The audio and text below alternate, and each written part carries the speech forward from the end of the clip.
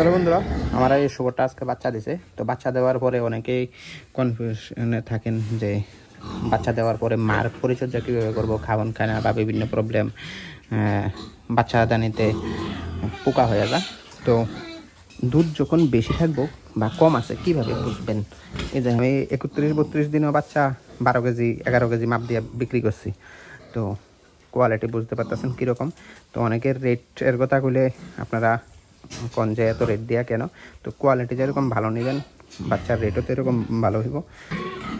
চলো বন্ধুরা, আমার এই শুভটা আজকে বাচ্চা দিছে। তো বাচ্চা দেওয়ার পরে অনেকেই কনফিউশনে থাকেন যে বাচ্চা দেওয়ার পরে মার পরিচর্যা কীভাবে করবো, খাওয়ান খায় না বা বিভিন্ন প্রবলেম, বাচ্চা দানিতে পোকা হয়ে যায়। তো বেশিরভাগ যে সমস্যাটা হয়, দেখেন ফার্মে তো মাছি কিছু থাকে। তো মাছি মারার লাগে আমি ইতানো লাগাইছিলাম, মেশিন একটা লাগাইছি, দেখাইছি আপনারা। তারপরেও দেখেন মাছি আজকে এটা বাচ্চা যেহেতু দিছে, এটার এখানে মাছি আছে। তো মাছিগুলা কি করে, মানে পোকা কেন হয়? এই যে দেখেন সারা শরীরে কিন্তু মাছি টাছি আছে, কিন্তু এখানে দেখেন একটা মাছিও নাই। তো এখানে মাছি প্রায়ই আইয়ে এখানে এই জায়গাগুলোতে মাছি যখন মাছি বইলে এখানে পোকা হয়ে যায়। তো এটা থেকে কী করবেন?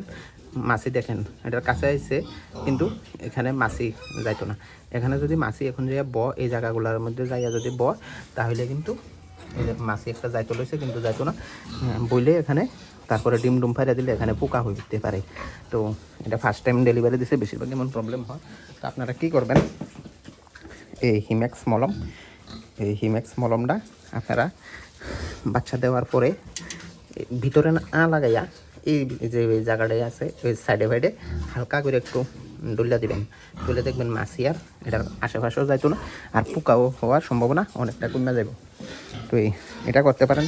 প্লাস শুয়া থাকে বাচ্চা দেওয়ার পরে, ব্যথা বেদনা থাকে, শুয়া টুয়া থাকে, খাওয়ান টাউন খায় না, মুখের কাছে কিছু খাওয়ান দিলে খায়।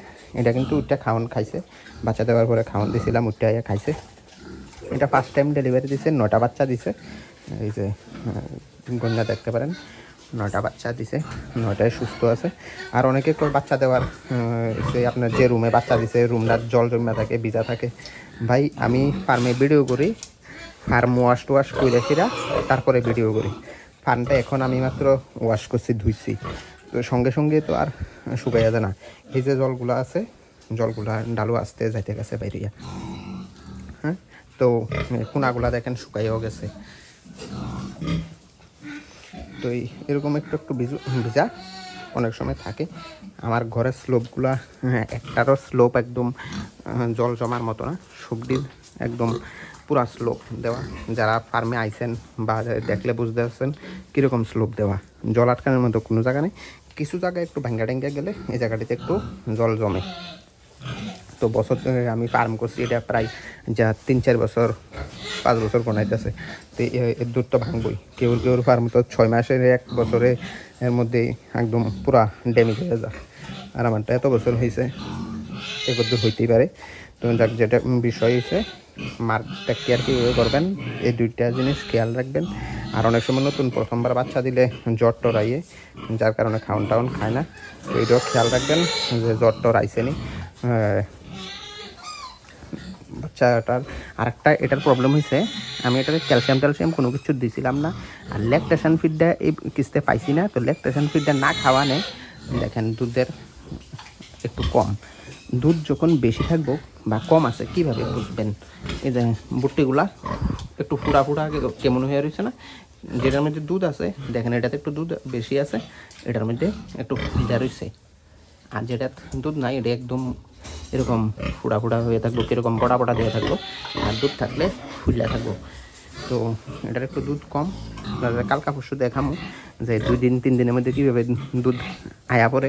আমি আজকে এটারে ওষুধ দিয়েছি, 3-4 দিনের মধ্যে একদম ফুল দুধ আয়া পড়বো। আর এখন তো মাত্র ছোটো বাচ্চা, দুধ অল্পই খাইব। তো যে দুধ খাইব মোটামুটি দেখছি আমি যে ভালো লেভেলের দুধই আছে। এই যে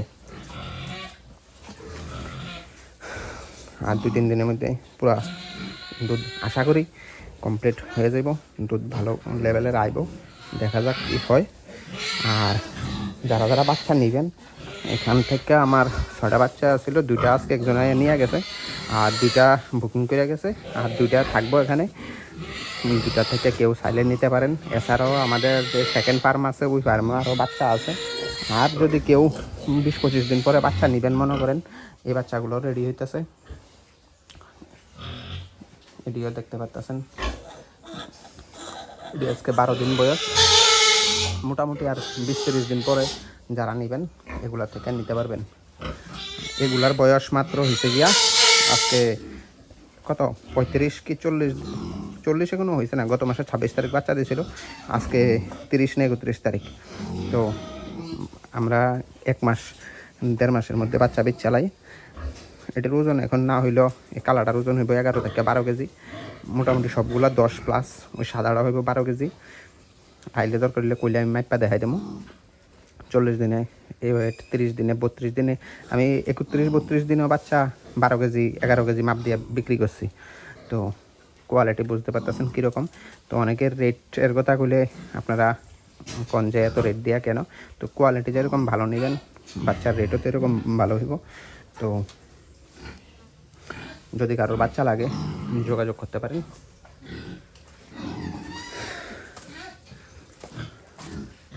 এখানে এই শুকরটা আর 27 দিন পরে বাচ্চা দিব। আর বাকি সবগুলো এখন প্রেগনেন্ট আছে। ওইটা বাচ্চা নষ্ট করে লাইছিল, ওইটা নষ্ট করার পরে এখন আর হিটে আইছে না। তো আবার হিটে আইলে এটা ক্রস করামো না। হিটে আইছে মনে হইতেছে, মল ভাঙতেছে। এটা বাচ্চা নষ্ট করছিল, তারপরে এখন আবার হিটে আইছে। তো এটাকে কালকা ক্রস করাবো। আজকে দেখলাম হিটে আইছে।